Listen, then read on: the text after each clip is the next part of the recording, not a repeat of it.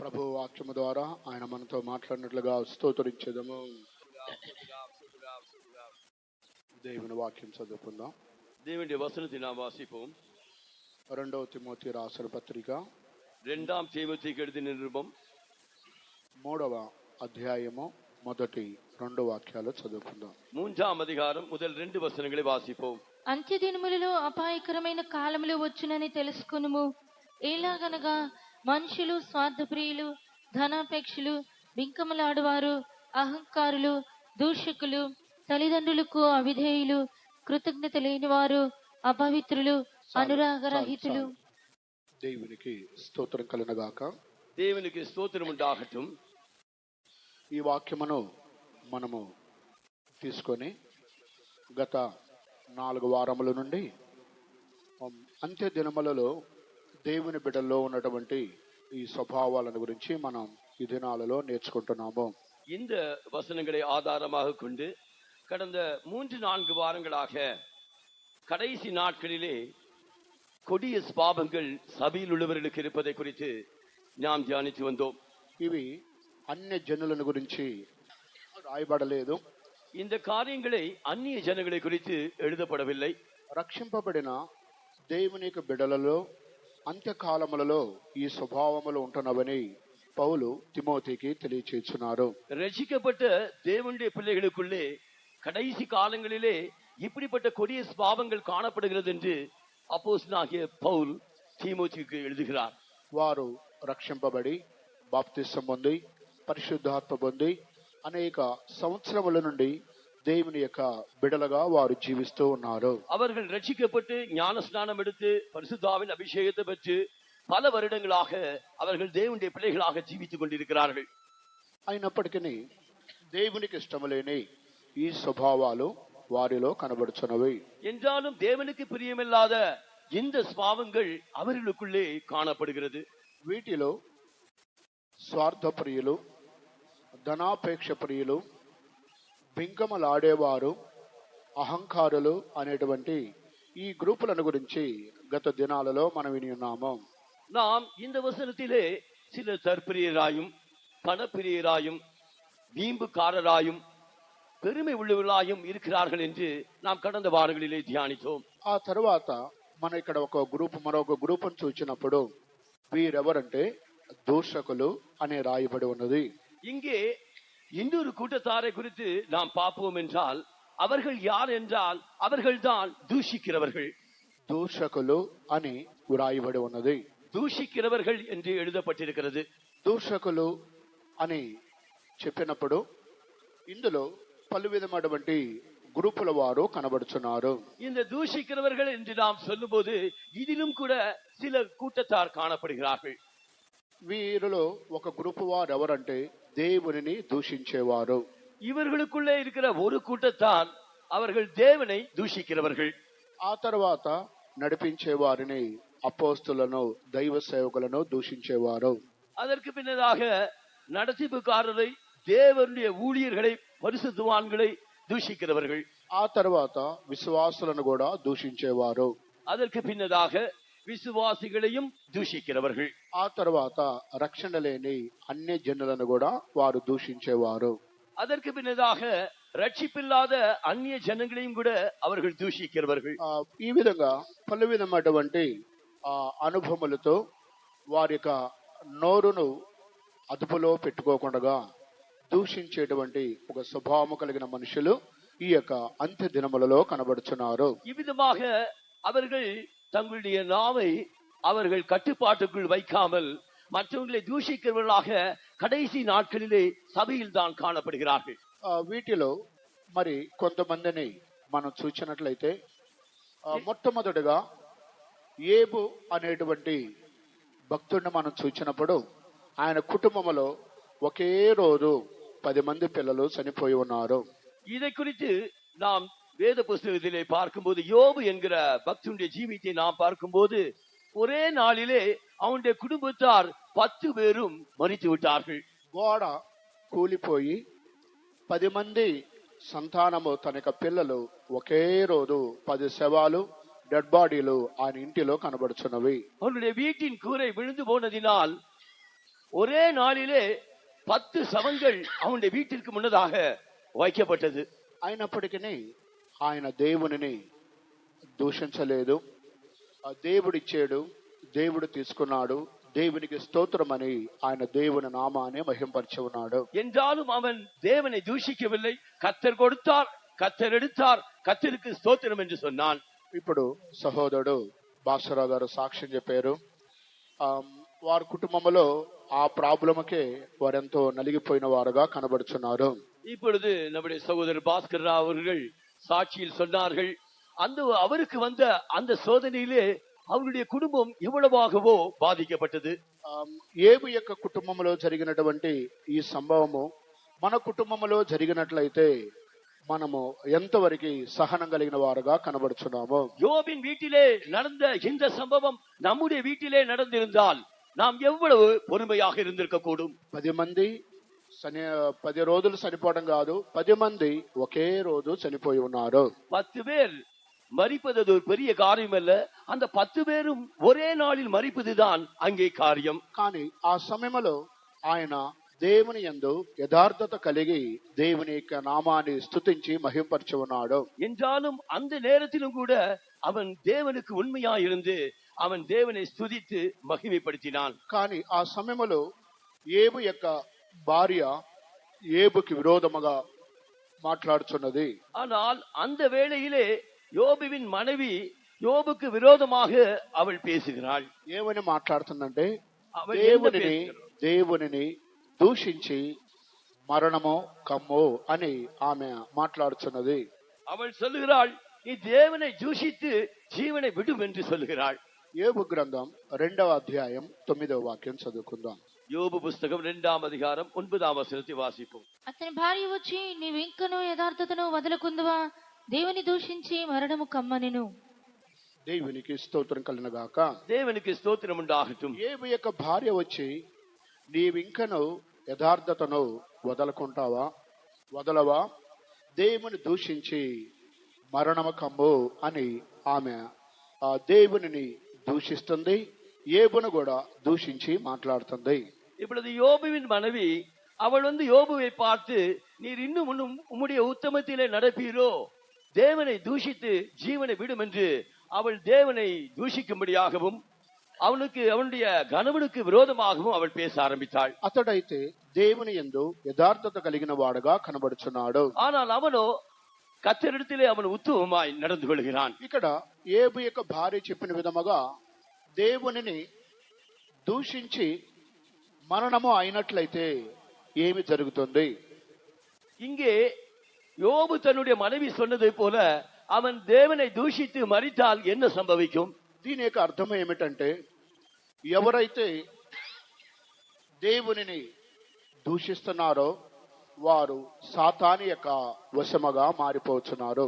யார் யார் தேவனை தூஷிக்கிறார்களோ அவர்கள் சாத்தானின் வசமாய் மாறிவிடுகிறார்கள். దేవునిని దూషించేవారు దేవునికి సంబంధించిన బిడ్డల యొక్క లిస్టులో వారు కనబడరు. தேவனை தூஷிக்கிறவர்கள் தேவனுடைய பிள்ளைகளுடைய பட்டியலிலே காணப்பட மாட்டார்கள். భార్య అయినా సరే, భర్త అయినా సరే, పిల్లలైనా సరే, ఎవరైతే దేవునిని దూషిస్తున్నారో వారు సాతాను యొక్క లిస్టులో వారు కనబడుచున్నారు. పురుషనానాலும் மனைவியானாலும் பிள்ளைகளானாலும் யார் யார் தேவனை தூஷிக்கிறார்களோ அவர்கள் தேவனுடைய பிள்ளைகள் என்கிற பட்டியலிலே காணப்பட மாட்டார்கள். దేవుని దూషించేవారు సాతాను యొక్క సమూహములుగా మారుతున్నారు. இந்த தேவனை தூஷிக்கிறவர்கள் சாத்தானுடைய சமூகத்தில் காணப்படுகிறார்கள். దేవునిని దూషించేవారు వారు ఒకవేళ మరణమును అనుభవించేవారుగా కనబడుచున్నారు. இந்த தேவனை தூஷிக்கிறவர்கள் ஒரு பக்கத்திலே அவர்கள் மரணத்தை அனுபவிக்கிறவர்களாக மாற்றப்படுகிறார்கள். అందువల్ల అంత్య దినములలో ఈ దూషకులు అనేవారు సంఘములో కనబడుచున్నారు. ஆகையால் கடைசி காலத்திலே இந்த தேவனை தூஷிக்கிறவர்கள் சபையில் காணப்படுகிறார்கள். దేవుని దూషించేవారు అనగా సాతానుకు సంబంధించినటువంటి జనులుగా వారు అంత్య దినములలో ఉంటున్నారని ఈ వాక్యం యొక్క అర్థమైంటున్నది. தேவனை தூஷிக்கிறவர்கள் என்றால் அவர்கள் சாத்தானை சேர்ந்தவர்களாக காணப்படுகிறார்கள், அவர்கள் சபையில் இருக்கிறார்கள் என்று இந்த வசனம் நமக்கு அறிவிக்கிறது. ఇది దేవుని దూషించే వారిలో ఉన్నటువంటి మొదటి యొక్క అనుభవం అంటున్నది. இது தேவனை தூஷிக்கிறவர்களிலே முதலாம் அனுபவமாய் காணப்படுகிறது. రెండవదిగా చూచినట్లయితే இரண்டாவதாக பார்க்கும்போது మొదటి రాజుల గ్రంథం முதலாம் ராஜாக்கள் 21వ అధ్యాయము 21ஆம் அதிகாரம் 10వ వాక్యం చదువుకుందాం. 10ஆம் வசனத்தை வாசிப்போம். నీవు మొదటి దేవునిని రాజుల గ్రంథము 21వ అధ్యాయము 10వ వాక్యం. నీవు దేవునిని రాజును దూషించితివని అతని మీద సాక్ష్యము పలుకుటకు పనికి మాలిన ఇద్దరు మనుషులను సిద్ధపరచుడి. తీర్పు అయిన మీదట అతనికి బయటికి తీసుకొని పోయి రాళ్లతో చావకొట్టుడి. దేవునికి స్తోత్రం కలుగును గాక. தேவனுக்கு ஸ்தோத்திரம் உண்டாகட்டும். ఇక్కడ నీవు దేవునిని రాజును దూషించితివని అతని మీద సాక్ష్యం పలుకుటకు పనికి మాలిన ఇద్దరు మనుషులను సిద్ధపరచుడి అని రాయబడి ఉన్నది. இங்கே தேவனையும் ராஜாவையும் தூஷித்தான் என்று சாட்சி சொல்லக்கூடிய இரண்டு பேரை அவர்களுக்கு விரோதமாக நிறுத்து என்று எழுதப்பட்டிருக்கிறது. ఈ అధ్యాయములో ఆహాబు అనేటువంటి ఒక రాజుని మనము చూడగలుగుతున్నాము. இந்த அதிகாரத்திலே ஆகாப் என்கிற ஒரு ராஜாவை நாம் பார்க்கிறோம். ఆ తర్వాత నాబోతు అనేటువంటి ఇంకొక సహోదరుని చూడగలుగుతున్నాము. இங்கே நாபாத் என்கிற இன்னொரு சகோதரனையும் நாம் பார்க்கிறோம். ఆ తర్వాత హెజబేలు అనే ఇంకొక వ్యక్తిని గురించి చూడగలుగుతున్నాము. இங்கே இன்னொருவளை குறித்து எசபேல் என்கிறவளை குறித்தும் நாம் பார்க்கிறோம். ఇక్కడ ఆహాబు రాజు పలుకుచున్నాడు, నాబోతుతో పిలిచి నీ యొక్క ద్రాక్ష తోటను నాకు కావాలి, నాకేమని ఆహాబు రాజు అడుగుచున్నాడు. இந்த ஆகாப் ராஜா இந்த நாபாலை அழைத்து உன்னுடைய திராட்சை தோட்டத்தை எனக்கு கொடுத்து விடு என்று அவன் கேட்கிறான். ఈయన నాబోతు చెబుతున్నాడు, అది నా యొక్క పితరుల యొక్క ఆస్తి, దానిని నేను ఇవ్వను అని ఆయన సమాధానం పలికి ఉన్నాడు. அப்பொழுது இந்த நாபோத் ஆகாபை நோக்கி இது என்னுடைய பிதாக்களின் சுதந்திரமாயிருப்பதினால் நான் அதை உனக்கு கொடேன் என்று சொன்னான். అప్పుడు వీరిద్దరి మధ్య జరుగుతున్నటువంటి ఈ యొక్క సంభాషణ యెజబేలుకి తెలియపరచబడినది. இவர்கள் இரண்டு பேருக்குள்ளே நடந்த இந்த சம்பாஷணை எசேபேலுக்கு அறிவிக்கப்பட்டது. ఈ యొక్క యెజబేలు మధ్యవర్తిగా ఉండి ఇక్కడ ఒక కార్యమును జరిగించున్నది. இப்பொழுது எசேபேல் இவர்களுக்கு மத்தியவர்த்தியாக இருந்து அவள் ஒரு காரியத்தை நடப்பித்தாள். ఆ సందర్భంలో ఇక్కడ నీవును దేవునిని రాజును దూషించితవని ఇతని మీద లేనిపోని ఇద్దరు అబద్ధము చెప్పే సాక్ష్యం కలిగిన వారిని వారు సిద్ధపరుస్తున్నారు. இப்பொழுது தேவனையும் ராஜாவையும் இந்த நாபாத் அவன் தூஷித்தான் என்று சொல்லக்கூடிய இரண்டு பொய் சாட்சிகளை அவனுக்கு விரோதமாக நிறுத்தும்படியாக அவள் அறிவிக்கிறாள். ఆ దేవునిని రాజును దూషించేటువంటి ఒక అనుభవమును ఇక్కడ వారు క్రియేట్ చేస్తున్నారు. இங்கே அவன் தேவனையும் ராஜாவையும் தூஷித்தான் என்கிற ஒரு அனுபவத்தை அவன் மேல் அவர்கள் சிருஷ்டிக்கிறார்கள். అప్పుడు ఎవరైతే దేవునిని రాజును దూషిస్తున్నారో వారిని రాళ్లతో కొట్టి చంపాలి, అది ప్రమాణమైంటున్నది. அப்படியானால் தேவனையும் ராஜாவையும் யார் தூஷிக்கிறானோ அவனை கல்லெறிந்து கொல்ல வேண்டும் என்பதுதான் பிரமாணம். కనుక ప్రియమైన దేవుని బిడ్డలారా, రాజుని దేవునిని దూషించేటువంటి అనుభవంలో మనకు కనబడకూడదు. நாம் ராஜாவையும் தேவனையும் தூஷிக்கிற ஒரு அனுபவத்திலே காணப்படக்கூடாது.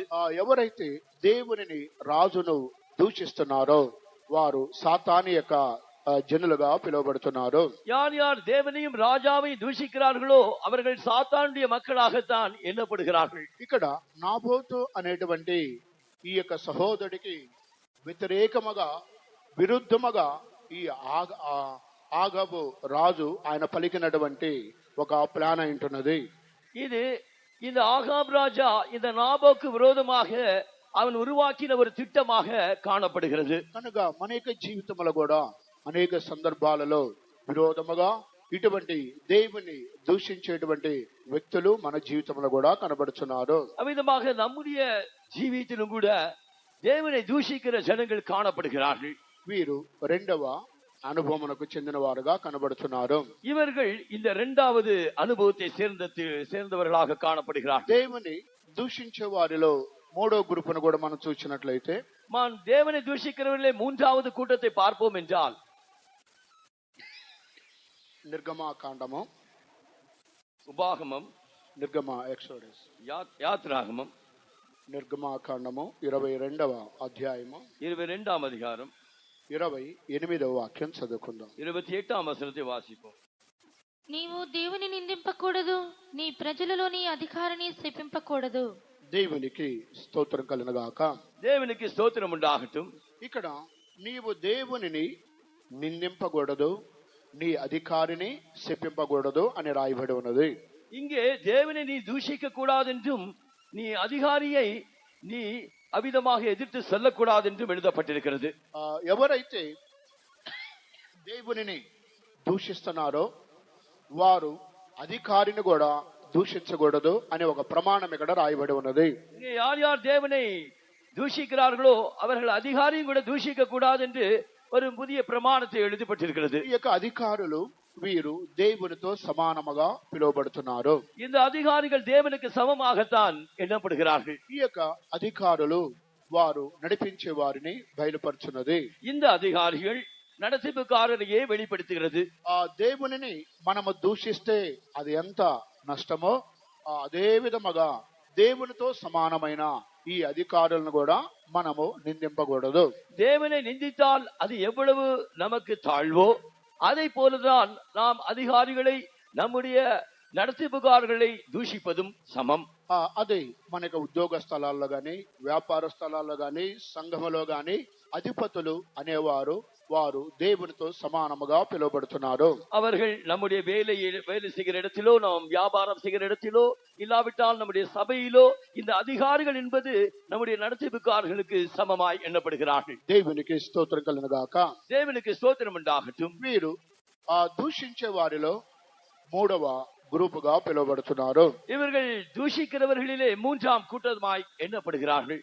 నాలుగవ గ్రూపును వారు కూడా మనం చూసినట్లయితే நான்காவது கூட்டத்தாரை நாம் பார்ப்போம் என்றால் అపోస్తల కార్యములు அப்போஸ்தல நடபடிகள் 6వ అధ్యాయానికి రండి. 6ஆம் அதிகாரம் 8వ వాక్యం నుండి చదవండి. 8ஆம் వచనத்திலிருந்து వాసిపోం. సఫను కృపతోను బలముతోను నిండిన వాడై ప్రజల మధ్య మహత్కార్యములను గొప్ప సూచక క్రియలను చేయుచుండెను. అప్పుడు లిబెర్తీనులనదనబడిన సమాజములోను, కురేనీయుల సమాజములోను, అలెగ్జాంద్రియుల సమాజములోను, కిలికియా నుండి ఆసియా నుండి వచ్చిన వారిలోను కొందరు వచ్చి స్తెఫనుతో తర్కించిరి. కాని మాట్లాడుట యందు అతడు అగపరిచిన జ్ఞానమును, అతని ప్రేరేపించిన ఆత్మను వారు ఎదిరింపలేకపోయిరి. అప్పుడు వారు, వీడు మోషే మీదను దేవుని మీదను దూషణ వాక్యములు పలుకగా మేము వింటిమని చెప్పుటకు మనుషులను కుదుర్చుకొని ప్రజలను, పెద్దలను, శాస్త్రులను రేపి అతని మీదకి వచ్చి అతన్ని పట్టుకొని మహాసభ యొద్దకు తీసుకుని పోయి అబద్ధపు సాక్షులను నిలువబెట్టిరి. చాలండి. దేవునికి స్తోత్రం కలుగుగాక. దేవునికి స్తోత్రం ఉండాగటం. ఇక్కడ స్టెఫను అనేటువంటి దైవజనుడిని మనం చూడగలుగుతున్నాము. இங்கே ஸ்தேபான் என்கிற ஒரு தேவனுடைய மனுஷனை நாம் பார்க்கிறோம். ఆయన దైవ సేవకుడుగాను, కృపతోను బలముతోను నిండినవాడుగా ఆయన కృపతో బలముతో వాడబడుచున్నాడు. இவன் தேவ மனுஷனாய், அவன் கிருபையும் அபிஷேகம் நிறைந்தவனாய், பலத்த காரியங்களை செய்கிறவனாய் காணப்பட்டான். ఆయన దేవునికి జనుల మధ్య అద్భుత కార్యాలు, సూచక్రియలు, మహత్కార్యములు, ఎన్నో కార్యములు ఆయన చేయుచున్నాడు. அவன் தேவனுடைய ஜனங்களின் மத்தியிலே அற்புத காரியங்களையும் அடையாளங்களையும் பெரிய காரியங்களையும் அவன் நடப்பித்தான். పలు దేశముల మధ్యలో కూడా ఆయన గొప్ప గొప్ప కార్యాలు చేయుచున్నారు. அவன் தேசத்திலே அவன் பெரிய பெரிய காரியங்களை செய்தான். అయితే కొంతమంది స్టెఫనుని వాదించుచు, తర్కించుచు అతడి యొక్క జ్ఞానమును, అతను ప్రేరేపించిన ఆత్మను వారు ఎదిరించలేని వారుగా కనబడుచున్నారు. இங்கே இந்த ஸ்தேவானை சிலர் எதிர்க்கும்படியாக அவனையும் அவன் பேசின ஞானத்தையும் அவனை ஏவின ஆவியும் கண்டு அவர்கள் அதிர்ந்தார்கள். అయితే అతడు కృపతోను బలముతో నిండినవాడు కాబట్టి వారు ఏమి చేయలేక చివరికి ఇతడు దేవదోషం చేస్తున్నాడు, దేవునికి విరోధముగా, మోషేకి విరోధముగా ఇతడు క్రియ చేస్తున్నాడని కొంతమంది మనుషులను వారు పోగు చేసుకొని, కుదుర్చుకొని ఈ స్టెఫనుకి విరోధంగా క్రియ చేస్తున్నారు. அவன் கிருபையினாலும் அவன் வல்லமையினாலும் அவன் பெரிய காரியங்களை செய்தபடினால் அவனுக்கு எதிர்த்து நிற்க கூடாமல் அவன் மோசேயையும் தேவனையும் தூஷித்தான் என்று அவனுக்கு விரோதமாய் பொய் சாட்சி சொல்லக்கூடியவர்களை அவனுக்கு விரோதமாக நிறுத்தினார்கள். ఇతడు దూషణ వాక్యములు పలుకుచున్నాడని ఈ యొక్క స్టెఫను అనేటువంటి అపోస్తలులకు విరోధముగా ఇక్కడ వారు కొంతమంది మనుషులను పోగు చేసుకుని స్టెఫనుకి విరోధంగా మాట్లాడుతున్నారు. இவன் தூஷண வார்த்தைகளை பேச கேட்டோம் என்று சொல்லும்படியாக மனுஷரை ஸ்தேவானுக்கு விரோதமாக அவர்கள் நிறுத்தினார்கள். దీనిని బట్టి ఇక్కడ అపోస్తలులు దైవజనులకు విరోధముగా దూషణ మాటలు పలికే వారిని ఒక బ్యాచిని వారు తయారు చేసుకుని స్టెఫనుకి విరోధంగా క్రియ చేస్తున్నారు. இந்த அப்போஸ்தலனுக்கு விரோதமாக இந்த தேவனுடைய மனுஷனாகிய இந்த ஸ்தேவானுக்கு விரோதமாக பொய் சாட்சியாக நிற்கும்படியாக சில மனுஷரை எழுப்பி அவன் தேவதூஷணம் சொன்னான் என்று నిరూపించబడిயாக அவர்கள் முயற்சித்தார்கள். వారు స్టెఫనుకి విరోధముగా ఎంతమంది మనుషులను వారు పోగు చేసుకుని విరోధంగా క్రియ చేసినప్పటికీ స్టెఫను యొక్క ముఖము దేవదూతల వలె ప్రకాశించినట్టుగా 14-15 యొక్క వాక్యములో రాయబడి ఉన్నది. அவர்கள் எவ்வளவுதான் இந்த ஸ்தேவானுக்கு விரோதமாக தேவதூஷணம் சொல்லும்படியாக மனுஷர்களை அவர்கள் ஆயத்தம் பண்ணின போதிலும் கடைசியாக பார்க்கும்போது இந்த ஸ்தேவானின் முகம் தேவதூதனின் முகத்தை போல அவர்கள் కంటాர்கள். ఈ నజరేయుడైన యేసు ఈ చోటును పాడు చేసి మోషే మనకిచ్చిన ఆచారములను మార్చునని వీడు చెప్పగా మేము వింటిమనిరి. సభలో కూర్చున్న వారందరూ అతని వైపు తేరి చూడగా అతని ముఖము దేవదూత ముఖం వలె వారికి కనబడెను. వారు ఈ యొక్క అపోస్తుడైన స్టెఫనుకు ఎంత విరోధముగా వారు మనుషులను పోగు చేసుకొని క్రియ చేసినప్పటికీ స్టెఫను యొక్క ముఖము దేవుని యొక్క దూత వలె ప్రకాశించింది. அவர்கள் எவ்வளவுதான் இந்த அப்போஸ்தலனாகிய ஸ்தேவானுக்கு விரோதமாக மனுஷர்களை எழுப்பி அவர்கள் தேவதூஷணம் சொன்னான் என்று நிரூபிக்கும்படியாக முயற்சித்த போதிலும் அவனுடைய முகம் தேவதூதனுடைய முகம் போல் இருப்பதாக அவர்கள் కంటాர்கள். ఈ దినాలలో అపోస్తలులకు విరోధముగా ఇటువంటి దూషకులు లేచి వారు క్రియ చేసిన విధముగా ఈ దినాలలో కూడా సేవకు విరోధముగా దైవ సేవకుల విరోధముగా దూషించేవారు సంఘములో ఉన్నారని ఈ వాక్యం ద్వారా మనం గ్రహించాలి. அந்நாளிலே அப்போஸ்தலனுக்கு விரோதமாக தூஷிக்கிறவர்கள் இருந்தது போல இந்நாட்களில் கூட தேவ ஊழியர்களுக்கு விரோதமாக దూషిக்கிறவர்கள் இருக்கிறார்கள். అయితే మనలో ఉన్నటువంటి ఆత్మ దేవుని యొక్క జ్ఞానము మనకు సహాయంగా ఉంటుంది. ஆனால் நம்மிலே இருக்கிற தேவனுடைய ஆவியும் தேவ ஞானமும் நமக்கு உதவியாக இருக்கட்டும். అప్పుడు ఆ ఎదిరించేవారు దూషించేవారు మనల్ని ఏమీ చేయలేరు. அப்படியானால் நம்ம எதிர்க்கிறவர்கள் அப்பொழுது ஒன்று செய்ய முடியாது. ఇది 4వ అనుభవం అంటున్నది. இதுதான் 4ஆம் அனுபவம். ఆ యొక్క దూషకులలో 5వ గ్రూపును వారు మనం చూచినట్లయితే இந்த దూషిக்கிறவர்களே 5ஆம் கூட்டத்தை நாம் பார்க்கும்போது లూకాసు వార్త 5వ అధ్యాయమునకు రండి. லூகாஸ் விசேஷம் 5ஆம் அதிகாரத்துக்கு வாருங்கள். లూకాసు వార్త 5వ అధ్యాయము 21వ వాక్యం. 5ஆம் அதிகாரம் 21ஆம் వచనం. శాస్త్రులను పరిసయ్యులను దేవదూషణ చేయుచున్న ఇతడెవడు? దేవుడు ఒక్కడే తప్ప మరి ఎవడు పాపము క్షమింపగలడని ఆలోచించుకొనసాగిరి. దేవునికి స్తోత్రం కలుగును గాక. దేవునికి స్తోత్రం ఉండాగట్டும். యేసుక్రీస్తు ఈ లోకములో జీవించిన దినాలలో ప్రభువుకి శాస్త్రులు పరిసయ్యులకి అడుగడుక్కి పలు విధమైన సమస్యలు ఎదురవుతున్నవి. கர்த்தராகிய இயேசு கிறிஸ்து இந்த பூமியில ஜீவித்த நாட்களிலே அவருக்கும் இந்த வேதபாகர் பரிசேயருக்கும் అనేక విధమైన సమయங்களிலே அவர்களுக்கு వాగ్వాదங்கள் ఉండాయి. ఇక్కడ యేసుక్రీస్తు నీ పాపములు క్షమింపబడి ఉన్నవి అని ఒక వ్యక్తిని యేసు ప్రభు తనకు అధికారముతో ఆయన మాట్లాడుచున్నాడు. கர்த்தராகிய இயேசு கிறிஸ்து ஒருவனை நோக்கி தம்முடைய அதிகாரத்தினாலே உன்னுடைய பாவங்கள் மன்னிக்கப்பட்டது என்றார். అప్పుడు దానికి వ్యతిరేకంగా శాస్త్రులు పరిశీలన ఏమంటున్నారంటే పాపములు క్షమించే అధికారము దేవుడికి మాత్రమే ఉన్నది కదా, మరి ఆ అధికారం నీకు లేదు, నీవు దేవదూషణ చేస్తున్నావని యేసు ప్రభు చెప్పినటువంటి దానిని వారు తప్పుగా అర్థం చేసుకొని ఆయన దేవదూషణ చేసి ఉన్నారని ఆయన మీద నేరం మోపుచున్నారు. கர்த்தராகிய இயேசு கிறிஸ்துக்கு விரோதமாக இந்த வேதபாரகரும் பரிசேயரும் பாவங்களை மன்னிக்கிறதற்கு தேவன் ஒருவருக்கே அதிகாரம் உண்டல்லவா, இவன் எதற்காக தேவதூஷணம் சொல்லுகிறான் என்று கர்த்தராகிய இயேசு கிறிஸ்துவுக்கு எதிர்த்து நின்றார்கள். పాపములు క్షమించే అధికారం ఈయనకి లేదు, ఈయన దేవదూషణ చేయుచున్నారని శాస్త్రులు పరిసయ్యులు యేసుకు విరోధంగా క్రియ చేయుచున్నారు. பாவங்களை மன்னிக்கிற அதிகாரம் இவனுக்கு இல்லை, இவன் தேவ தூஷணம் தான் சொல்லுகிறான் என்று கர்த்தராகிய இயேசு கிறிஸ்துவுக்கு விரோதமாக வேதபாரகரும் பரிசேயரும் சொன்னார்கள். మరొక చోట కూడా ప్రధాన యాజకుడు ఈయన దేవదూషణ చేయుచున్నాడు, మనకు సాక్షులతో పని లేదని ప్రధాన యాజకుడు తన వస్త్రాలు చింపుకున్నాడు. இங்கே இன்னொரு இடத்திலே பிரதான ஆசாரியன் இவன் தேவதூஷணம் சொல்லுகிறான், இனிமே நமக்கு சாட்சிகள் வேண்டியதென்ன என்று சொல்லி அவன் தன்னுடைய வஸ்திரங்களை கிழித்துக் கொண்டான். మత్తయి సువార్త 26వ అధ్యాయము 65వ వాక్యం చదువుకుందాం. மத்தேயு சுவிசேஷம் 26ஆம் அதிகாரம் 5ஆம் வசனம், 65 65 65ஆம் வசனம். ప్రధాన యాజకుడు తన వస్త్రము చింపుకొని, వీడు దేవదూషణ చేసెను, మనకిక సాక్షులతో పని ఏమి? ఇదిగో ఈ దూషణ మీరిప్పుడు విన్నారు, మీకేమి తోచుచున్నదని అడిగిను. అందుకు వారు, వీడు మరణమునకు పాత్రుడనిరి. దేవునికి స్తోత్రం కలుగుగాక.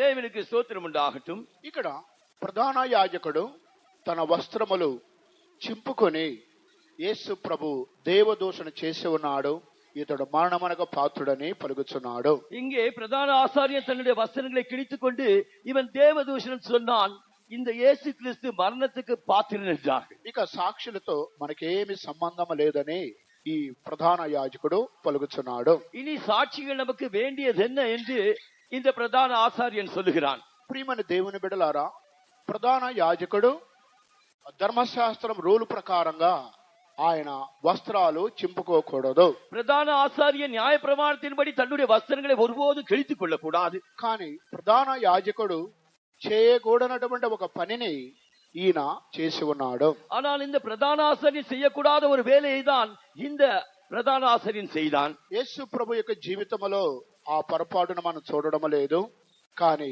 ప్రధాన యాజకుడు అతనిలో ఈ యొక్క లోపమును మనం చూడగలుగుతున్నాము. கர்த்தராகிய இயேசு கிறிஸ்துவின் ஜீவியத்திலே ஒரு குற்றத்தையும் நாம் கண்டுபிடிக்க முடியவில்லை, ஆனால் இந்த பிரதான ஆசாரியனிடத்தில் இந்த ஒரு குறைவை நாம் காண்கிறோம். యేసు ప్రభు చెప్పిన మాటలను వారు తప్పుగా అర్థం చేసుకొని గ్రహింపు లేని వారుగా ఉండి ధర్మశాస్త్రమునకు వ్యతిరేకంగా ప్రధాన యాజకుడు వస్త్రాలు చింపుకున్నాడు. கர்த்தராகிய இயேசு கிறிஸ்து சொன்ன வார்த்தைகளின் அர்த்தத்தை சரியாக புரிந்து கொள்ளாமல் பிரதான ஆசாரியன் நியாய பிரமாணத்துக்கு விரோதமாக தன்னுடைய வஸ்திரங்களை கிழித்துக் கொண்டான். కానీ రూల్ ప్రకారముగా ప్రధాన యాజకుడు వస్త్రాలు చింపుకోకూడదు. ஆனால் பிரமாணத்தின்படி பிரதான ஆசாரியன் ஒருபோதும் தன்னுடைய வஸ்திரங்களை கிழித்துக் கொள்ளக்கூடாது. దీనిని గురించి లేవి కాండం 21వ అధ్యాయమునకు మనం వచ్చినట్లయితే இதை குறித்து லேவியராகமம் 21ஆம் அதிகாரத்துக்கு நாம் வருவோம் என்றால் 10వ వచనం చదువుకుందాం. 10ஆம் వచనத்தை వాసిపోం. ప్రధాన యాజకుడగుటకి తన సహోదరుల్లో ఎవని తల మీద అభిషేక తైలము పోయబడునో, యాజక వస్త్రములు వేసుకొనుటకు ఎవరు ప్రతిష్ఠింపబడునో అతడు తన తలకప్పును తీయరాదు, తన బట్టలను చింపుకొనరాదు. ఇంకా చదవండి. అతడు శవము దగ్గరకు పోరాదు, తన తండ్రి శవమునే గాని తన తల్లి శవం వల్లనే గాని తన్ను అపవిత్ర పరచుకొన రాదు. దేవునికి స్తోత్రం కలుగుగాక. దేవునికి స్తోత్రం ఉండాగటం. ఇక్కడ ప్రధాన యాజకుడులో అతనికి కొన్ని కండిషన్లు ఇక్కడ రాయబడి ఉన్నవి. இங்கே பிரதான ஆசாரியனுக்கு சில கற்பனைகள் கொடுக்கப்பட்டிருக்கிறது. ఆయన ఈ కార్యములు చేయకూడదు అని ఇక్కడ రాయబడి ఉన్నది. இப்படிப்பட்ட காரியங்களை இவன் செய்யக்கூடாது என்று எழுதப்பட்டிருக்கிறது. అతడు తల పైకప్పు తీయకూడదు, அவன் தன்னுடைய தலைமுடியை எடுத்துக்கொள்ளக்கூடாது, తన యొక్క బట్టలను అతడు చింపుకోకూడదు, அவன் தன்னுடைய வஸ்திரங்களை கிழித்துக் கொள்ளக்கூடாது, అతడు శవము దగ్గరికి రాకూడదు, அவன் பிரேதம் கிடைக்கும் இடத்திற்கு வரக்கூடாது. అది సొంత తల్లి అయినా సరే సొంత తండ్రి అయినా సరే వారి శవాల దగ్గర కూడా ప్రధాన యాజకుడు సమీపించకూడదు. இந்த பிரதான ஆசாரியன் தன்னுடைய சொந்த தகப்பனானாலும் சரி, தன்னுடைய சொந்த தாயானாலும் சரி, அந்த பிரேதத்தின் அருகிலே அவன் வரக்கூடாது. ఆ తర్వాత 12వ వచనములో ప్రధాన యాజకుడు పరిశుద్ధ మందిరమును విడిచి వెళ్ళకూడదు. இந்த 12ஆம் வசனத்திலே இந்த பிரதான ஆசாரியன் அவன் பரிசுத்த ஸ்தலத்தை விட்டு அவன் புறப்பட்டு செல்லக்கூடாது. అతడు తన దేవుని పరిశుద్ధ మందిరమును అపవిత్రపరచకూడదు. அவன் தன்னுடைய தேவனுடைய பரிசுத்த வாசஸ்தலத்தை ஒருபோதும் அவன் பரிசுத்த குலைச்சலாக்க கூடாது. ప్రధాన యాజకుడికి కొన్ని ప్రమాణములు ఇక్కడ లిఖింపబడి ఉన్నవి. இவ்விதமாக பிரதான ஆசாரியனுடைய சில பிரமாணங்கள் இங்கே எழுதப்பட்டிருக்கிறது. అందువల్ల యేసు క్రీస్తు ఆయన సిలువ వేయబడక మునుపు ప్రధాన యాజకుడు తన వస్త్రములు చింపుకున్నాడు. ஆனால் கர்த்தராகிய இயேசு கிறிஸ்து அவர் சிலுவையில் அறையப்படுவதற்கு முன்னதாக இந்த பிரதான ஆசாரியன் தன்னுடைய வஸ்திரங்களை கிழித்துக் கொண்டார். ఈయన దేవదూషణ చేసి ఉన్నాడని కోపపడి ఆయన తన వస్త్రములు చింపుకున్నాడు. இவன் தேவதூஷணம் சொல்லுகிறான் என்று சொல்லி அவன் கோபப்பட்டு தன்னுடைய வஸ்திரங்களை கிழித்துக் கொண்டான். యేసు ప్రభు దేవదూషణ చేయలేదు. கர்த்தராகிய இயேசு கிறிஸ்து தேவதூஷணம் சொல்லவில்லை. మనిషి కుమారుడు ప్రత్యక్షమైనప్పుడు ఆయన దేవుని కుడిపార్శ్వమున కూర్చొని ఉండుట నిశ్చయముగా మీరు సూచెదరని యేసు ప్రభు పరలోకం యొక్క అనుభవమును ప్రధాన యాజకుడితో తెలియపరిచారు. மனுஷகுமாரன் சர்வவல்லவருடைய வலது பார்சத்தில் வீற்றிருப்பதை காண்பீர்கள் என்று இந்த பிரதான ஆசாரியனிடம் சம்பவிக்க போகிறதை குறித்து சொன்னார். కానీ దానిని ప్రధాన యాజకుడు అర్థము చేసుకోకుండా తన వస్త్రాలు చింపుకున్నాడు. ஆனால் இந்த காரியத்தை பிரதான ஆசாரியன் புரிந்து கொள்ளாமல் அவன் தன்னுடைய வஸ்திரத்தை கிழித்துக் கொண்டான். కానీ ధర్మశాస్త్రం రూల్ ప్రకారంగా ప్రధాన యాజకుడు వస్త్రాలు చింపుకోకూడదు. ஆனால் நியாய பிரமாணத்தின் சட்டத்தின்படி அவன் பிரதான ஆசாரியன் ஒருபோது தன்னுடைய வஸ்திரத்தை கிழித்துக் తన கொள்ளக்கூடாது. వస్త్రములు ప్రధాన యాజకుడు చింపుకున్నందువల్ల అది యూదులకు ఒక గొప్ప న్యాయ తీర్పుగా మారుతుంది. இந்த பிரதான ஆசாரியர் தன்னுடைய வஸ்திரங்களை கிழித்துக் கொள்ளும் போது அது யூதருக்கு விரோதமாக ஒரு பெரிய நியாய தீர்ப்பாக மாறுகிறது. దేవునికి స్తోత్రం కలుగుగాక. தேவனுக்கு ஸ்தோத்திரம் உண்டாகட்டும். ఇది ఒక దూషణ గురించి ఇది ఒక అనుభవం అంటున్నది. இது தூஷணத்திலே இன்னொரு அனுபவமா இருக்கிறது. మరొక కార్యాన్ని కూడా మనం చూసినట్లయితే இன்னொரு அனுபவத்தை நாம் பார்ப்போம் என்றால் ఈ యొక్క దూషణ మాటలు పలికేది ఇది యాంటీ క్రైస్ట్ యొక్క స్పిరిట్ అంటున్నది. இந்த தூஷண வார்த்தைகளை சொல்லுவது இது இந்த ஆன்டி கிறிஸ்துடைய ஆவியாகத்தான் இருக்கிறது. అంత్యక్రీస్తు యొక్క ఆత్మ అంటున్నది. இதுதான் அந்தி கிறிஸ்துவின் ஆவி. ప్రకటన గ్రంథం 17వ అధ్యాయం 3వ వాక్యములో మనం చదువుకుందాం. இந்த வெளிப்படுத்தல் விசேஷம் 15ஆம் அதிகாரம் 3ஆம் வசனத்தை நாம் வாசிப்போம்.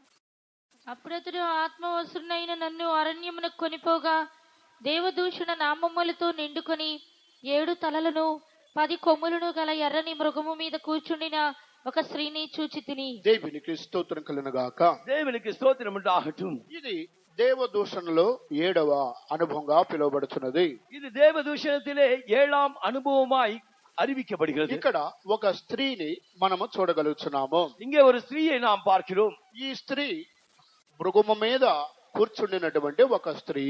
இந்த ஸ்திரீ ஒரு மிருகத்தின் மேல் உட்கார்ந்து கொண்டிருக்கிறாள். ప్రకటన గ్రంథం 12వ అధ్యాయములో అక్కడ చంద్రుని మీద నిలబడిన ఒక స్త్రీని చూడగలుగుతున్నాము. வெளிப்படுத்தல் விசேஷம் 12ஆம் அதிகாரத்திலே சந்திரனிலே நின்று கொண்டிருக்கிற ஒரு ஸ்திரீயை நாம் காண்கிறோம். ఆ స్త్రీ నూతన నిబంధన సంఘాన్ని బయలుపరుచున్నది. அந்த ஸ்திரீ புதிய ஏற்பாட்டு சபையை வெளிப்படுத்துகிறாள். ఇక్కడ మృగము మీద కూర్చున్నటువంటి మరొక స్త్రీని చూడగలుగుతున్నాము. ஆனால் இங்கே மிருகத்தின் மேல் உட்கார்ந்து கொண்டிருக்கிற இன்னொரு ஸ்திரீயை நாம் பார்க்கிறோம். ఈ స్త్రీ చేయి విడవబడినటువంటి సంఘాన్ని బయలుపరుచున్నది. இந்த ஸ்திரீ கைவிடப்பட்ட சபையை காட்டுகிறது. అందువల్ల ఈ స్త్రీ శిరస్సు మీద 7 తలలు 10 కొమ్ములు ఈమెకు కనబడుచున్నవి.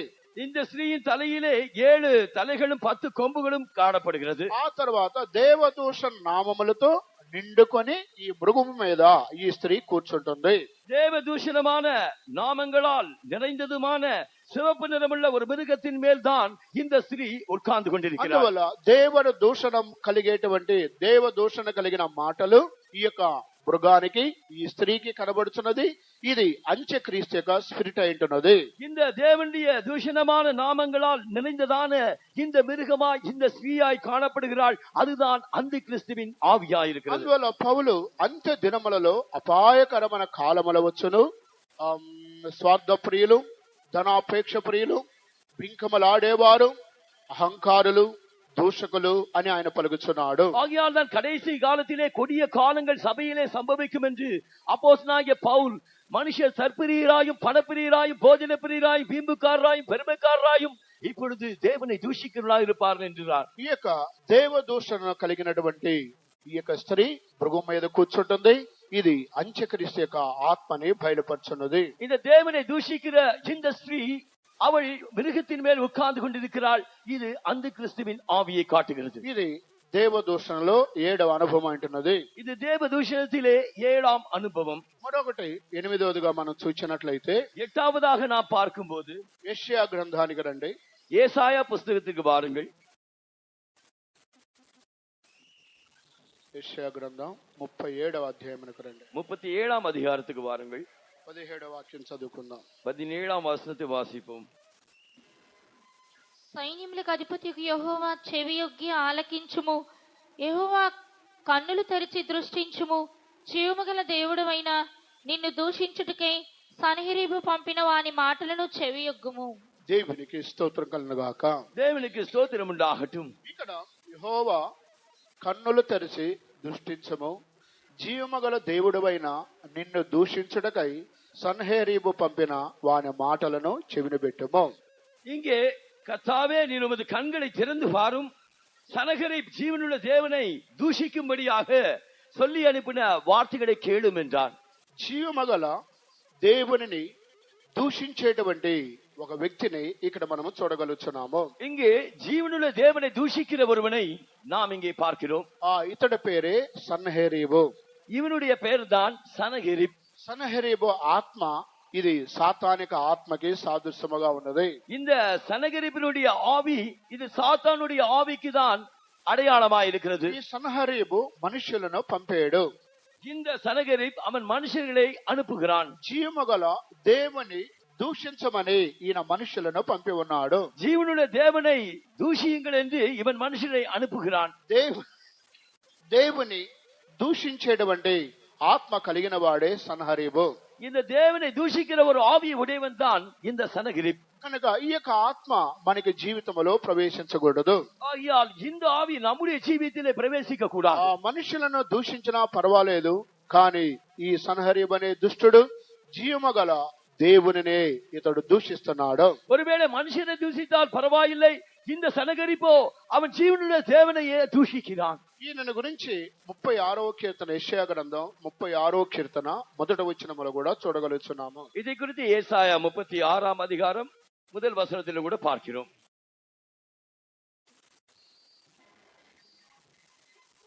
యెషయా గ్రంథం 36వ అధ్యాయం మొదటి వాక్యం. హిజ్కియా రాజు యొక్క 14వ సంవత్సరమున అష్షూరు రాజైన సన్హెరీబు యూదా దేశములోని ప్రాకారము గల పట్టణములన్నిటి మీదికి వచ్చి వాటిని పట్టుకొనిను. దేవునికి స్తోత్రం కలుగును గాక. தேவனுக்கு ஸ்தோத்திரம் உண்டாகட்டும். ఇతడు అష్షూరు రాజైన సన్హెరీబు యూదా దేశములోని ప్రాకారముల గలిన పట్టణముల మీదకి వచ్చి వాటిని పట్టుకున్నాడు. இங்கே அசிரியா ராஜாவாகிய சனகரிப் அவன் யூதாவின் பட்டங்களுக்கு விரோதமாக வந்து அரணான பட்டங்களை அவன் பிடித்து கொண்டான். ఇతడికి చాలా విస్తారమైనటువంటి గుర్రములు ఉంటున్నవి. இவனுக்கு மிகவும் விஸ்தாரமான அவனுக்கு குதிரைகள் காணப்பட்டது. 4వ వాక్యం చదవండి. యెషయా గ్రంథం 36:4. అప్పుడు రబ్షాకే వారితో ఇట్లనెను, ఈ మాట హిజ్కియాతో తెలియచెప్పుడి. మహారాజైన అష్షూరు రాజు సెలవిచ్చినదేమనగా, నీవిలాగు చెప్పవలెను, నీవు నమ్ముకొను ఈ ఆశ్రయాస్పదుడు ఏ పాటి ప్రయోజనకారి. యుద్ధ విషయములో నీ యోచనయు నీ బలమును ఒట్టి మాటలే. ఎవని నమ్ముకొని నా మీద తిరుగుబాటు చేయుచున్నావు. నలిగిన రెల్లు వంటి ఈ ఐగుప్తును నీవు నమ్ముకొనుచున్నావు కదా. ఒకడు దాని మీద ఆనుకున్న ఎడల అది వాని చేతికి గుచ్చుకొని దూసిపోవును. దేవునికి స్తోత్రం కలుగును గాక.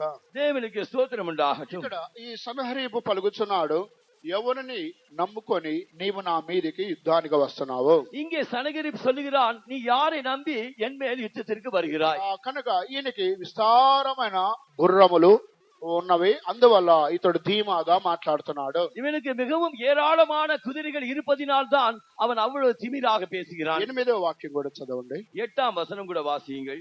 కావున చిత్తగించి అష్షూరు రాజైన నా ఏలిన వానితో పందెము వేయుము. 2000 గుర్రముల మీద రౌతులను ఎక్కించుటకు నీకు శక్తి ఉన్న ఎడల నేను వాటిని నీకిచ్చెదను. లేని ఎడల నా యజమానుని సేవకులలో అత్యల్పుడైన అధిపతియగు ఒకని నీవేలాగు ఎదిరింతువు.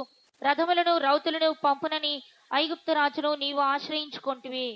దేవునికి స్తోత్రం కలుగును గాక. దేవునికి స్తోత్రం உண்டாகட்டும்.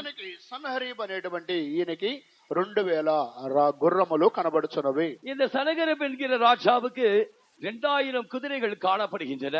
2000 గుర్రములు ఉన్నవి. ఆ గుర్రములు నడిపించే రౌతులు కూడా ఆయన దగ్గర ఉన్నారు. அந்த 2000 குதிரைகள் அவனுக்கு உண்டு. அந்த 2000 குதிரைகளை நடத்தக்கூடிய வீரர்களும் உண்டு. అందువల్ల ఆయన అంటున్నాడు, నీకు శక్తి ఉన్న ఎడల నేను వాటిని నీకు ఇచ్చేదను. இதோ உனக்கு கூடுமானால் நான் అவைகளை உனக்கு கொடுப்பேன். ఎవరిని నమ్ముకొని నా మీదకి ఈ తిరుగుబాటు యుద్ధానికి వస్తున్నావు? நீ யாரை நம்பிக்கொண்டு எனக்கு விரோதமாக யுத்தத்திற்கு வருகிறாய்? ప్రియమైన దేవునికి బిడలారా, பிரியமான தேவனுடைய பிள்ளைகளே, ఈ సన్హరీబు యొక్క ఆత్మ జీవమగల దేవుని దూషించేటువంటి ఆత్మ కలిగిన వాడు. இந்த சனகரிப்புடைய ஆவி அது ஜீவனுள்ள தேவனை தூஷிக்கிற ஒரு ஆவி. అతడు గుర్రములు రౌతులు ఉన్నందువల్ల అతడు అతిశయిస్తున్నాడు. அவன் குதிரைகளும் குதிரை வீரர்களும் இருப்பதினால் தான் அவன் மேன்மை பாராட்டுகிறான். 20వ కీర్తన 7వ వాక్యములో గుర్రములను బట్టి రథములను బట్టి మన దేవుడు రక్షింపజాలడు. இங்கே 60ஆம் சங்கீதத்தை நாம் பார்க்கும்போது 20ஆம் சங்கீதத்தை நாம் பார்க்கும்போது 27వ వచనం 20ஆம் சங்கீதம் 7ஆம் வசனம், కొందరు రథములను బట్టి కొందరు గుర్రములను బట్టి అతిశయపడుదురు, మనమైతే మన దేవుడైన యెహోవా నామమును బట్టి అతిశయపడుదుము. మనమైతే మన దేవుడైన యెహోవా నామమును బట్టి అతిశయించెదము. நாங்களோ எங்கள் தேவனாகிய கர்த்தருடைய நாமத்தை குறித்தே மேன்மை பாராட்டுவோம். ఈ యొక్క గుర్రము సొంత శక్తిని బయలుపరచునది. இந்த குதிரை என்பது தன்னுடைய சொந்த சக்தியை காட்டுகிறது. గుర్రములను బట్టి రథములను బట్టి కొంతమంది అతిశయిస్తారు. ஆம், சிலர் ரதங்களை குறித்தும் சிலர் இந்த குதிரைகளை குறித்தும் மேன்மை பாராட்டுகிறார்கள். సన్నహరీబు 2000 గుర్రములు రౌతులు ఉన్నందువల్ల అతడు అతిశయిస్తున్నాడు. இந்த சனகரிப்பு கூட அவனுக்கு 2000 குதிரை இருப்பதினால் தான் அவன் மேன்மை பாராட்டுகிறான். అందువల్ల ఎవరిని చూసుకొని ఎవరిని నమ్ముకొని నా మీదకి యుద్ధానికి వస్తున్నావని ఈ సన్నహరీబు పలుకుతున్నాడు. ஆகையால் தான் நீங்கள் யாரை நம்பிக்கொண்டு எனக்கு விரோதமாக யுத்தத்திற்கு வருகிறீர்கள் என்று இந்த சனகரிப்பு கேட்கிறான். ప్రియమైన దేవునికి బిడలారా, జీవమగల దేవునిని దూషించేటువంటి ఈ యొక్క ఆత్మ కలిగిన వాడే సన్నహరీబు. பிரியமானவர்களே, ஜீவனுள்ள தேவனை தூஷிக்கிற ஆவி உடையவன் தான் இந்த சனகரிப். ఇక్కడ గుర్రములు అని చెప్పినప్పుడు సొంత బలాన్ని బయలుపరచున్నది. இந்த குதிரைகள் என்று சொல்லும் போது இங்கே இது சொந்த பலத்தை காட்டுகிறது. మరొక గుర్రములో ఉన్న మరొక అనుభవాన్ని మనం చూసినట్లయితే இந்த குதிரைகளில் இருக்கிற இன்னொரு காரியத்தை நாம் பார்ப்போம் என்றால், ఈ యొక్క గుర్రము అని చెప్పినప్పుడు అది ఐగుప్తు యొక్క శరీర మాంసానికి సాదృశ్యముగా ఉన్నది. இந்த குதிரைகள் என்றால் இந்த எகிப்தின் சரீர மாம்சத்தை காட்டுகிறது. యెషయా గ్రంథం 31వ అధ్యాయానికి రండి. ஏசாயா புஸ்தகம் 31ஆம் அதிகாரத்துக்கு வாருங்கள். 3వ వచనం చదువుకుందాం. 3ஆம் வசனத்தை வாசிப்போம். ఐగుప్తీయులు మనుషులే గాని దేవుడు కారు, ఐగుప్తీయుల గుర్రములు మాంసం మయములే కాని ఆత్మ కావు. దేవునికి స్తోత్రం కలుగుగా. தேவனுக்கு ஸ்தோத்திரம் உண்டாகட்டும். ఐగుప్తీయులు మనుషులే గాని దేవుడు కారు. இந்த எகிப்தியர் மனுஷர் தானே, தெய்வம் அல்ல. ఐగుప్తీయుల యొక్క గుర్రములు మాంసమయము లేగాని ఆత్మ కాదు. இந்த எகிப்தியருடைய குதிரைகளும் மாம்சம் தானே, அவைகள் ஆவிகள் அல்ல. దేవునికి స్తోత్రం కలుగుగాక. தேவனுக்கு ஸ்தோத்திரம் உண்டாகட்டும். ఐగుప్తీయుల యొక్క గుర్రములు ఇవి ప్రపంచములో పేరు పొందినటువంటి గుర్రములుగా కనబడుచున్నవి. இந்த எகிப்தியருடைய குதிரைகள் தான் உலகத்திலே புகழ்பெற்ற குதிரைகளாக காணப்படுகிறது. అందువల్ల సొలొమోను జ్ఞాని పరమగీత 1వ అధ్యాయం 9లో ఫరో యొక్క రథ అశ్వములతో నిన్ను పోల్చేదను అని ఆయన పలుకుచున్నాడు. ஆகையால் தான் உன்னத பாட்டு 1ஆம் அதிகாரத்திலே நான் உன்னை இந்த பார்வோனின் பரிகளுக்கு ஒப்பாக நான் ஒப்பிடுகிறேன் என்று சொல்கிறான். 1వ అధ్యాయం 9వ వచనం. 1ஆம் அதிகாரம் 9ஆம் வசனம். నా ప్రియురాల ఫరో యొక్క రథాశ్వములతో నిన్ను పోల్చెదను. నా ప్రియురాల ఫరో యొక్క రథాశ్వములతో నిన్ను పోల్చెదను. என் பிரியமே, பார்வோனுடைய ரதங்களிலே பூட்டப்பட்டிருக்கிற பரிகளின் பவுஞ்சிக்கு நான் உன்னை ஒப்பிடுகிறேன். ప్రపంచములో ఉన్న రథములలో గుర్రములలో ఐగుప్తులో ఉన్నటువంటి గుర్రములు రథములు అవి విశేషమైనవి. உலகத்திலே உள்ள எல்லா குதிரைகளை பார்க்கலும் எகிப்தில் உள்ள குதிரைகள் மிகவும் புகழ் பெற்றவைகள். అందువల్ల సొలొమోను యొక్క జ్ఞాని నా ప్రియురాలారా ఫరో యొక్క రథాశ్వములతో నిన్ను పోల్చెదను. ஆகையால் தான் என் பிரியமே, நான் பார்வோனுடைய ரதத்திலே பூட்டப்பட்டிருக்கிற பரிகளுக்கு உன்னை ஒப்பிடுகிறேன். అందువల్ల ఈ గుర్రము సొంత బలమును జ్ఞానాన్ని బయలుపరచున్నది. ஆகையால் இந்த குதிரைகள் சொந்த பலத்தை சொந்த ஞானத்தை தான் காட்டுகிறது. రెండవది ఈ యొక్క గుర్రములు ఐగుప్తుల యొక్క మాంసమయములు అని రాయబడి ఉన్నవి. இந்த குதிரைகள் எகிப்தியருடைய மாம்சம் தானே என்று எழுதப்பட்டிருக்கிறது. ఆత్మ కాదు అని భక్తుడు సెలవిస్తున్నాడు. அவைகள் ஆவி அல்ல என்று பக்தன் சொல்லுகிறான். అందువల్ల ప్రియమైన దేవుని బిడ్డలారా, ఈ సన్నహరీబు 2000 గుర్రములు రౌతులు ఉన్నందువల్ల అతడు అతిశయించి జీవగల దేవుని దూషించిన వాడుగా కనబడుచున్నాడు. இந்த சனகரிப் தனக்கு 2000 ரதங்கள் இருந்தபடியினால் இவன் தேவனை தூஷிக்கக்கூடியவனாய் காணப்பட்டான். ఇది 8వ అనుభవంగా పిలువబడుతున్నది. இது 8ஆம் அனுபவமாய் இருக்கிறது.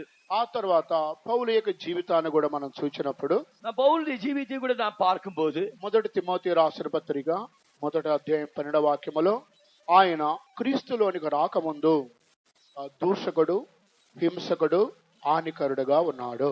இந்த 1 தீமோத்தேயு 1 அதிகாரம் 12 வசனத்திலே அவன் கிறிஸ்துவுக்குள் வருவதற்கு முன்னதாக அவன் దూషిக்கிறவனும் துன்பப்படுத்துவனும் கொடுமை செய்கிறவனுமாக அவன் காணப்பட்டான்.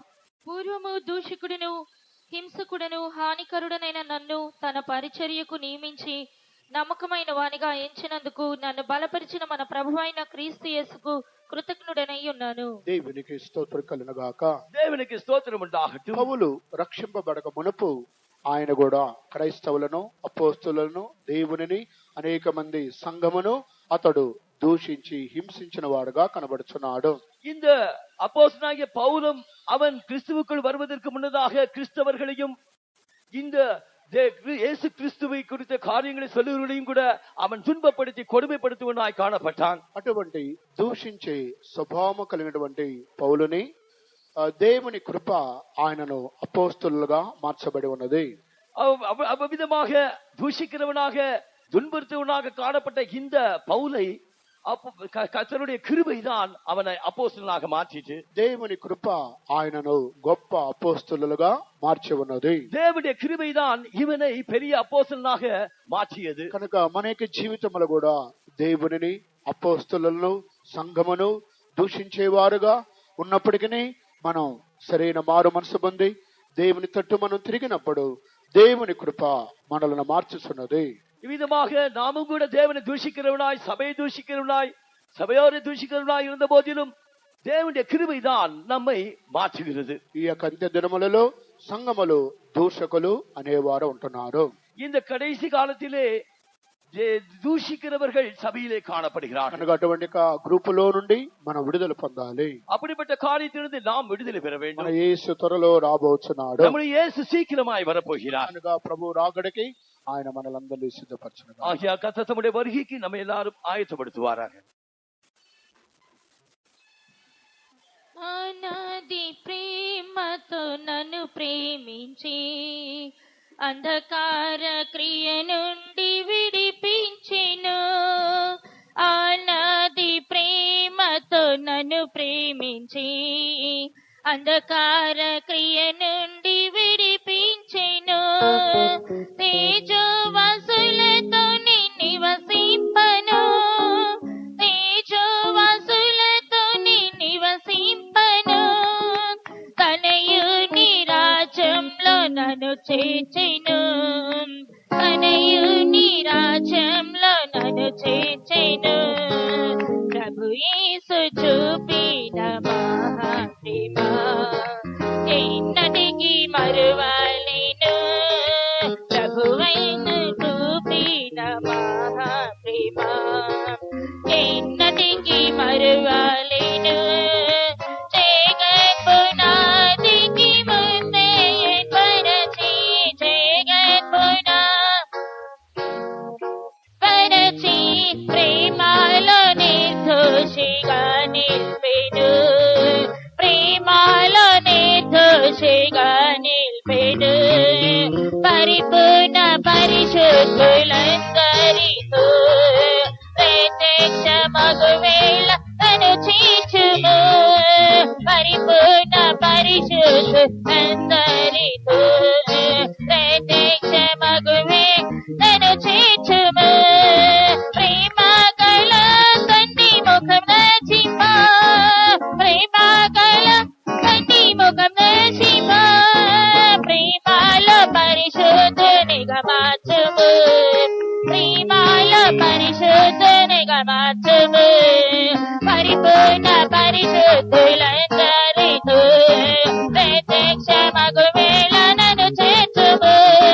పరిపూర్ణ పరిశుద్ధులందరితో ప్రత్యక్ష మగువేళ నన్ను చేర్చుము. ప్రేమ గల తండ్రి ముఖం దర్శింప, ప్రేమ తండ్రి ముఖం దర్శింప. ప్రేమలో పరిశుద్ధునిగా మార్చుము, ప్రేమలో పరిశుద్ధునిగా మార్చుము. ప్రేమ గల తండ్రి ముఖం దర్శింప, ప్రేమ గల తండ్రి ముఖం దర్శింప.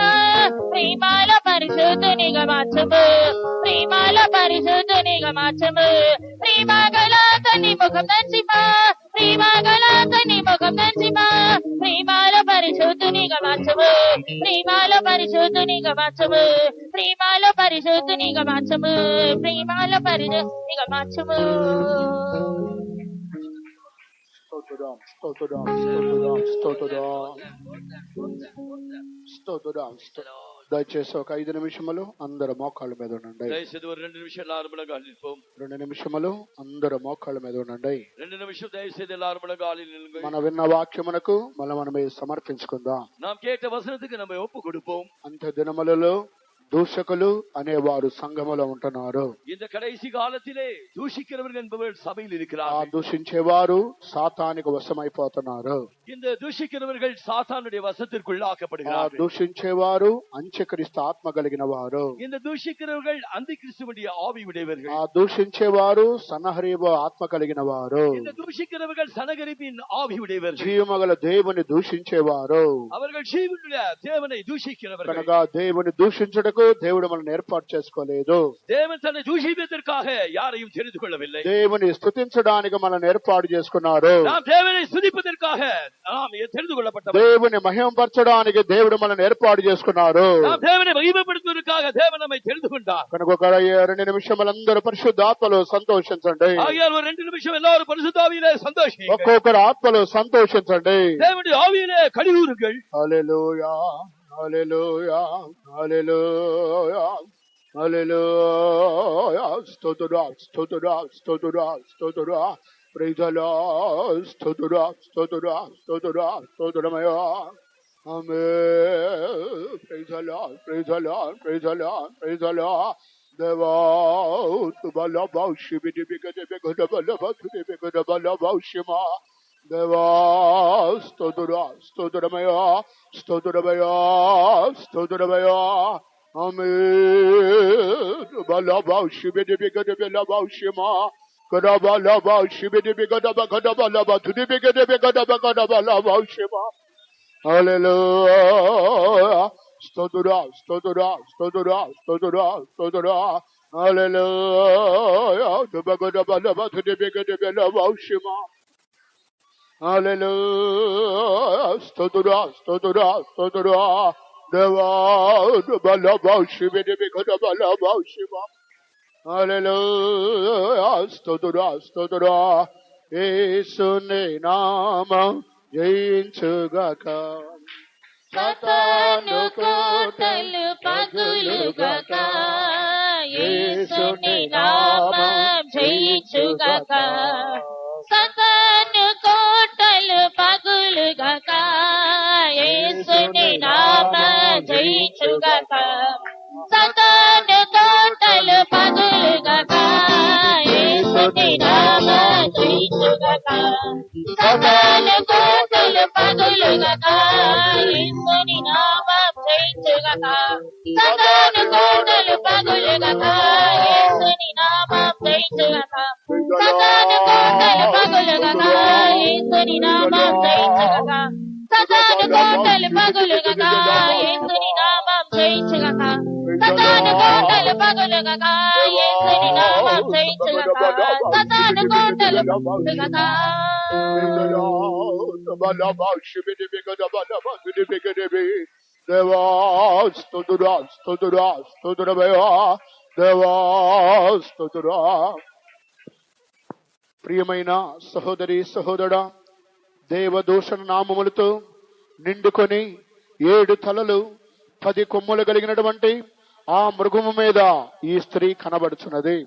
பிரியமான சகோதரனே சகோதரியே, தேவனை தூஷிக்கிற நாமங்களால் உடைய ஒரு மிருகத்தின் மேல்தான் அந்த ஸ்திரீ உட்கார்ந்து கொண்டிருந்தாள். కనుక ఆ మృగము ఆ స్త్రీయే విడవబడిన సంఘాన్ని బయలుపరుచున్నది. அந்த மிருகம் அந்த ஸ்திரீ அவர் கைவிடப்பட்ட சபைக்கு ఆ அடையாளமாயிருக்கிறார். దేవదూష నామముతో నిండుకున్న మృగము అంత్యక్రీస్తును బయలుపరుచున్నది. அந்த தேவதூஷண நாமங்களால் நிறைந்திருக்கிற அந்த மிருகம் அது அந்த கிறிஸ்துவை காட்டுகிறது. దేవదూషణ యొక్క వార్తలు అంత్యక్రీస్తు యొక్క మాటలైంటున్నవి. அந்த தேவதூஷணங்கள் என்கிற நாமங்கள் அது அந்த கிறிஸ்துவாய் ఆ காணப்படுகிறது. దేవదూషణ అంత్యక్రీస్తు యొక్క వార్తలు మన జీవితంలోనికి ప్రవేశించకూడదు. அந்த தேவதூஷண நாமங்களாகிய அந்த கிறிஸ்துவின் அந்த காரியங்கள் நம்முடைய ஜீவித்திலே வரக்கூடாது. ఇప్పుడే యేసు నామములో ఆ దూషణ వాక్కులను మనం జయించాలి. அந்த இயேசுவின் நாமத்தினாலே அந்த தூஷண நாமங்களை நாம் ஜெயிக்க வேண்டும். కనుక ఎవరైతే అటువంటి వార్తలు కలిగిన వారో వారు సాతానికి దాసులుగా కనబడుతున్నారు. அந்த தூஷண நாமங்கள் உடையவர்கள் அவர்கள் சாத்தானை சேர்ந்தவர்கள். కనుక మనము సాతానికి చెందిన వారము కాము. ஐயோ, நாம் சாத்தானை சேர்ந்தவர்கள் அல்லர், మనము దేవునికి చెందిన వారము. நாம் தேவனை சேர்ந்தவர்கள். ఒక నిమిషం అందరూ అభిషేకాన్ని సమర్పించుకోనండి. ஒரு நிமிஷம் எல்லாரும் అభిషేకத்துக்கு ఒప్పు கொடுங்க. ఆ దేవ దూషణ వార్తలను ఇప్పుడే యేసు నామములో జయించాలి. தேவனுடைய நாமங்களை நாம் இயேசுவின் நாமத்தினால் ஜெயிக்க வேண்டும்.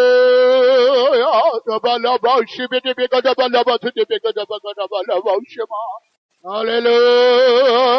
స్తుతురా స్తుతురా. యేసుని నామ జయించుగాక, సాతాను కోటలు పగులుగాక. యేసుని నామం జయించుగాక, సాతాను కోటలు పగులుగాక. అందరూ దయచేసి అందరూ వాడండి. అందరూ నోరు తెచ్చబాండి. సాతాను కోటలు పగులుగాక. యేసుని నామం జయించుగాక, సాతాను కోటలు పగులుగాక. యేసుని నామం హల్లెలూయా. సాతాను కోటలు పగులుగాక. సాతాను కోటలు పగులుగాక. యేసుని నామం జయించుగాక, సాతాను కోటలు పగులుగాక. యేసుని నామం జయించుగాక, సాతాను కోటలు పగులుగాక. ఆమేన్.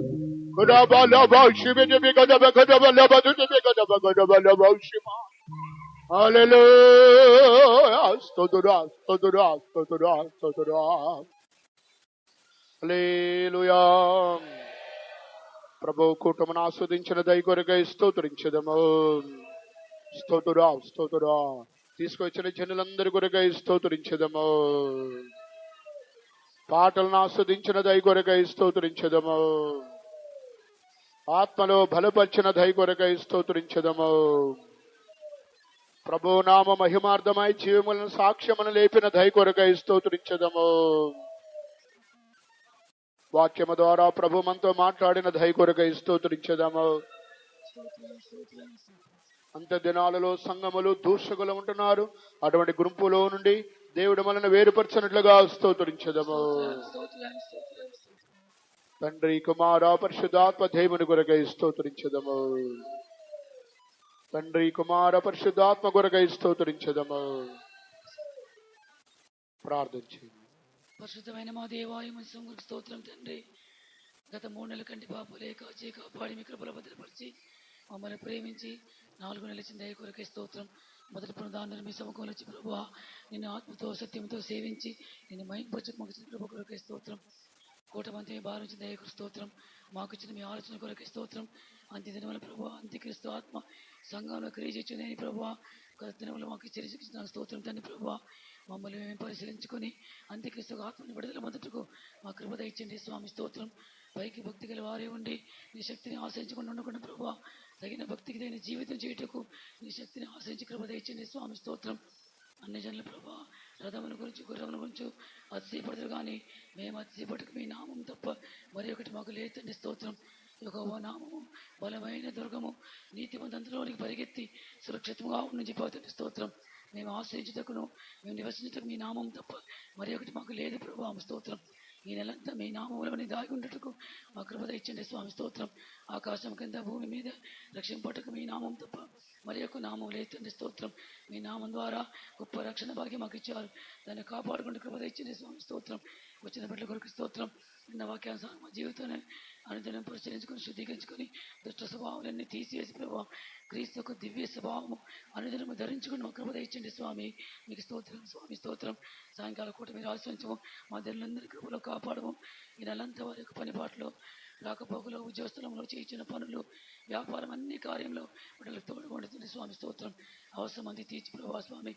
అన్నిటికంటే ముఖ్యంగా మీరు రాక నిరీక్షణ కలిగిన వారే భయముతో భక్తితో వణుకుతో జీవించి మీ చిత్తం పూర్తిగా చేసి మీరు ఆకలి గంట కృప దయచేయమని యేసు ప్రభు నామములో వేడుకొంచున్నాము తండ్రి. స్తోత్రించుదాము. స్తోత్రం స్తోత్రం స్తోత్రం. మన ప్రభు అయినటువంటి యేసుక్రీస్తు కృపయు తండ్రి అయిన దేవుని యొక్క ప్రేమయు పరిశుద్ధాత్మిక సహవాసము ఇప్పుడు ఎల్లప్పుడు ప్రభు రాకడ వరకు మనందరికీ తోడేనగాక. ఆమేన్. హల్లెలూయా హల్లెలూయా హల్లెలూయా. అందరికీ స్తోత్రం. ప్రార్థనగా అసలు రండి. రేపు సాయంకాలం నుండి